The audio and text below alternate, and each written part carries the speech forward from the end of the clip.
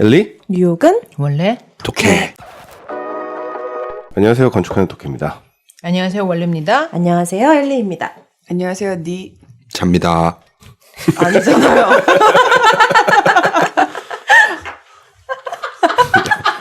진짜 오랜만이죠. 건축 독해. 네.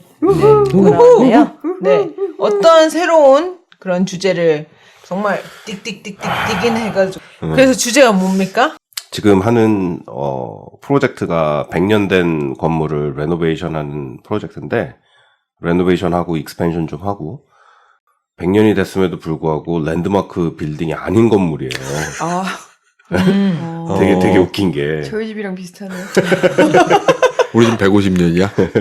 근데 그게 가장 큰 이유는 일단은 건물을 외관에 이게 벽돌 건물인데 그 벽돌 건물인 이유가 가장 큰 이유 중에 하나거든요. 보통 히스토리 랜드마크가 되려면 예전에 지었던 라임스톤 빌딩 같은 거는 거의 뭐 100% 랜드마크로 다 지정이 되는데 이 건물은 그런 나이를 가짐에도 불구하고 벽돌 건물인 이유로 그런 거를 좀 피해간 건물이 있어요.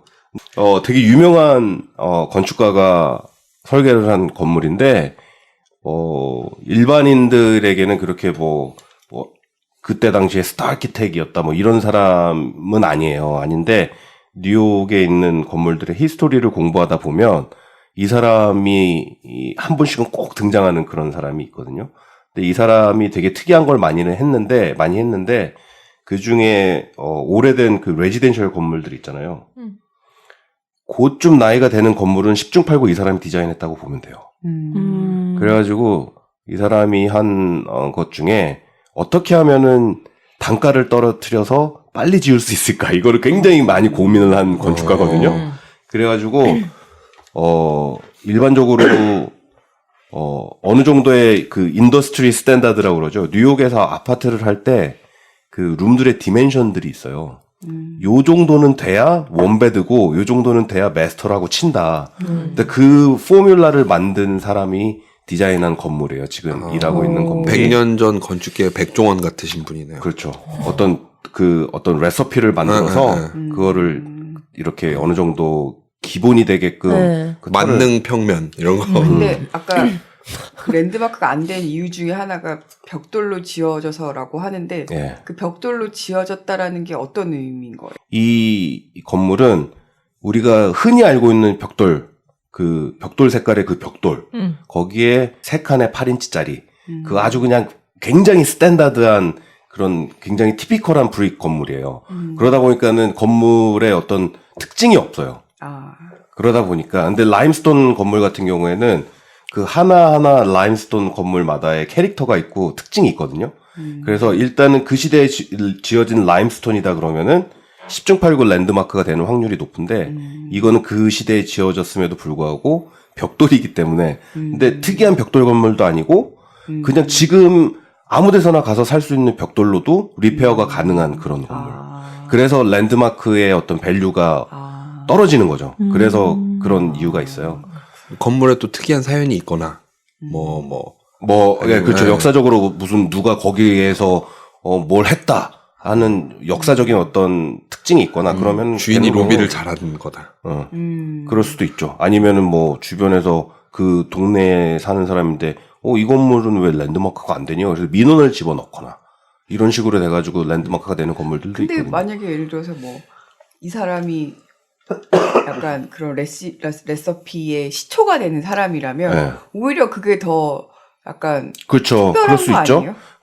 그런데 이 사람이 한 건물이 너무 많아가지고 너무 많아요. 네. 너무 많아서 백종원이 진짜 맞는 그 중에 랜드마크가 된 건물들도 있지만 유독 내가 내가 지금 하고 있는 프로젝트는 그런 건물에 해당되지는 않는 건물이었던 거죠. 이 사람의 이름은 뭔가요? 그래서 이분의 이름이 에머리 로스라는 분이세요. 에머리 로스.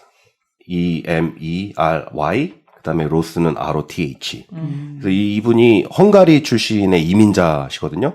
굉장히 오랫동안 건축을 하셨어요. 돌아가실 때까지. 돌아가신 게 위키피디아 찾아보니까는 1948년에 돌아가신 걸로 돼 있네요. 와, 오래됐네. 네, 1948년에 돌아가셨는데 1871년에 태어나셔서 이제 1948년에 일찍 돌아가시네. 네, 77세의 나이로 돌아가신 걸로 알아요. 근데 굉장히 많은 건물을 지었어요, 뉴욕에서 정말. 웬만한 레지덴셜 건물은 이분의 영향을 안 받은, 이분이 직접 했거나 이분의 영향을 안 받은 건물이 없다고 보면 돼요. 그러면 살다가 좀 불편하면 이분 욕하면 되는 거죠? 그렇죠. 그러면 되는 거죠.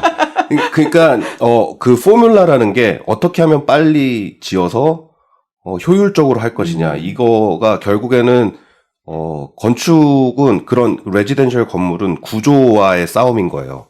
그러니까 건물의 구조를 어떻게 할 것이냐가 결국에는 공사 단가에 직접적으로 영향이 가게 미쳐지기 때문에 그래서 이런 어떤 포뮬라를 만들어서 요거는 거실 사이즈는 요만해야 되고 여기 베드룸이 있으면 마스터는 요만해야 되고 화장실은 요만해야 되고 거기에 맞춰서 칼럼을 박으면 그 효율적으로 그거를 2번 일을 안 해도 한 번에 그냥 쫙 갈 수 있는. 그래서 여기서 이해를 돕기 위해서 한국은 그게 어떻게 정해지냐면 그러니까 우리가 건축과 1학년 때는 사람한테 필요한 어떤 공간의 사이즈, 뭐 두 사람이 앉아 있을 편안한 사이즈 이런 것들을 막 배우는데 그래서 독일 사람들은 그걸 가지고 책을 한 권 만들었어요. 그래서 복도 폭은 요만할 때가 좋고 2명이 지나갈 때만 그런 거와 전혀 상관없이 한국은 지하 주차장에 차를 3대 넣고 기둥이 들어가는 그걸로 하죠. 네. 그걸로 보통 네, 하죠. 거기서부터 한국에서는. 기둥이 쭉 올라가니까 그거를 기준으로 이제 벽을 치잖아요. 그럼 기준이 사람이 아니고 사람 말이에요? 차였어요. 어머. 네, 네. 주차가 중요하니까 한국에 그리고 아파트에서 그러면 기왕 할 거 차를 4대 넣으면 좋잖아요. 그죠? 근데 4대를 넣으면은 기둥 폭이 이렇게 멀어지면 넓어지니까.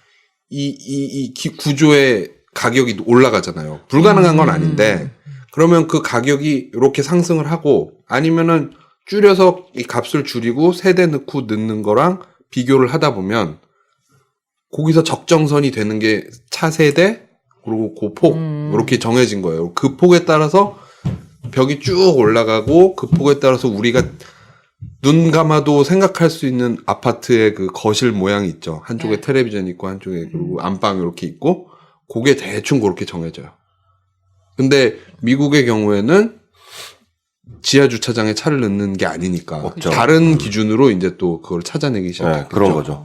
그리고 이분도 중요하지만은 이분의 아들들이 있었는데 그 아들들이 아버지의 비즈니스를 물려받아서 에머리 로스 앤 선이라는 회사를 계속 이어갔어요.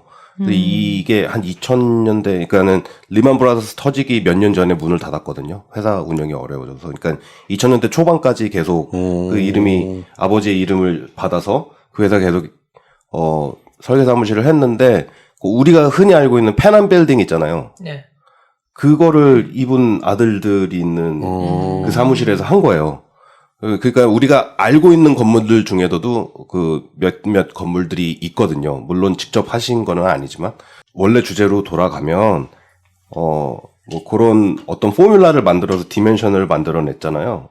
그러고 오늘 얘기하고자 하는 거는 가장 큰 주제는 이제 뉴욕에 있는 요런 특징을 가지고 있는 아파트들, 요런 집단 주거들이 네. 한국의 아파트들과 어떻게 다른지 재밌겠다. 그거를 좀 이렇게 구성 요소들과 함께 이렇게 비교를 해보면 어떨까 하는 생각이 들어서 그랬어요. 그래서 요즘 그 하는 프로젝트를 보면은 요즘은 보기 힘든 그런 것들이 보이거든요. 구조상의 특성들이.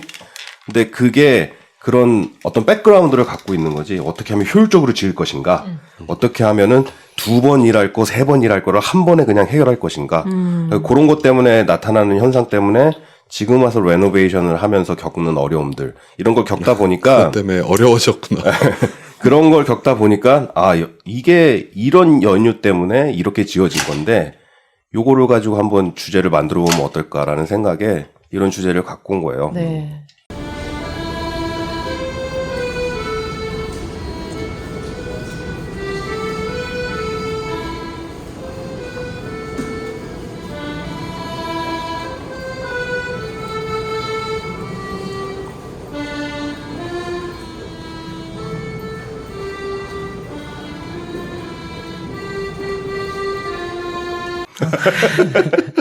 네, 엘리 원독의 그 SNS 항상 열려 있습니다. 인스타그램은 enwd_official이고요. 페이스북은 enwd.official 그리고 gmail은 info.enwd@gmail.com입니다.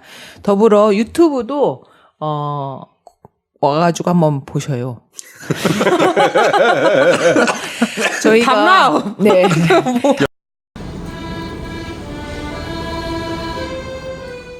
엘리? 뉴욕은 원래 독해.